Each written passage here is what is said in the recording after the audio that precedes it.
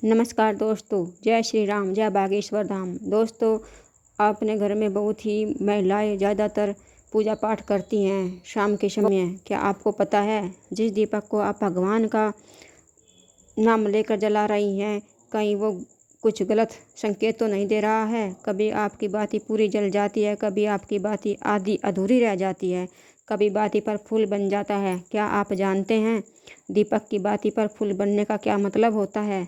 क्या आप जानते हैं दीपक की बाती का पूरा जल जाना और आधा जलना क्या संकेत देता है?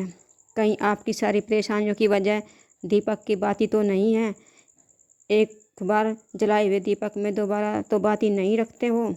आपका दीपक पुराना है या नया है? उस दीपक में कितने दिनों से इस्तेमाल कर रहे हैं?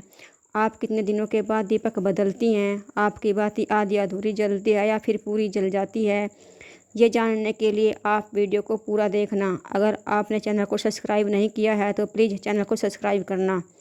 कितनी बार हम देखते हैं दीपक जलाते ही बुझ जाता है, और कितनी बार हम पूजा करके छोड़ देते हैं तो दीपक आधा अधूरा जलता है और उसमें घी बचा रहता है। कभी कभी बाती पूरी तरह जल जाती है और उसमें फूल बन जाता है। अलग अलग बाती जलने का हमारे जीवन पर नकारात्मक और सकारात्मक प्रभाव पड़ता है। सबसे पहले जानते हैं, अगर बाती पर फूल बन रहा है तो इसका क्या मतलब होता है और क्या प्रभाव पड़ता है। दोस्तों, अगर हमारी बाती में फूल बन गया है तो समझ लेना भगवान ने हमारी प्रार्थना स्वीकार कर ली है और वह हमारी पूजा में खुश है। इसका संकेत वह बाती में बने फूल के माध्यम से हमें देते हैं। और दोस्तों, अगर आपके साथ कोई दिव्य शक्ति है तो आपकी बाती में एक फूल की जगह कई छोटे छोटे फूल बन जाएंगे। और कभी कभी साक्षात बाती में किसी भी देवी देवता का रूप दिखने लगता है। अगर आपकी बाती में फूल बन रहा है तो आप भी बहुत भाग्यशाली हैं। दोस्तों, अगर आप रोज़ एक ही दिए में बाती लगाते हैं तो भगवान आपसे नाराज़ हो जाते हैं। इसलिए आप घर में लक्ष्मी नहीं आ पाती, आपके घर में कोई भी शुभ मंगल कार्य नहीं होते हैं। और दोस्तों, जो दिया आप रोज़ लगाते हैं वह सिद्ध हो जाता है। इसलिए आप वह दिया रोज़ धोकर उसमें बाती लगाएं। दिया जितना पुराना होगा उतने ही सिद्ध होता चला जाएगा। आप इस दिए को कहीं पर भी फेंकें नहीं, यह बहुत ही उपयोगी होता है। अगर आप गलती से दीपक बदलते हैं तो आपकी तरक्की में रुकावट आती है। इसलिए आप दीपक को 10-20 साल तक ऐसे ही जलाएं। इसका चमत्कार आपको देखने के लिए खुद घर में मिल जाएगा। अगर आपके घर में कोई बुखार से पीड़ित है तो आप इस दीपक को कुछ देर के लिए पानी में डालकर रख दें और फिर आप उस पानी को बुखार से पीड़ित आदमी को पिला देंगे तो बुखार जल्द ही ठीक हो जाएगा। या फिर आपको किसी की नज़र लग गई है या फिर आपका काम अच्छा नहीं चल रहा है, आपका कारोबार रुक गया है, तो दोस्तों आप दीपक को तांबे के बर्तन में रखकर उसमें पानी डाल दें और उसे पूरी रात ऐसे ही रहने दें। सुबह उठकर आप अपने घर में या फिर दुकान में छिड़काव कर दें तो आपका कारोबार दोस्तों पूरे ज़ोर शोर से चलने लगेगा। आपको कोई परेशानी नहीं होगी, आपका रुका हुआ व्यापार बढ़ने लगेगा।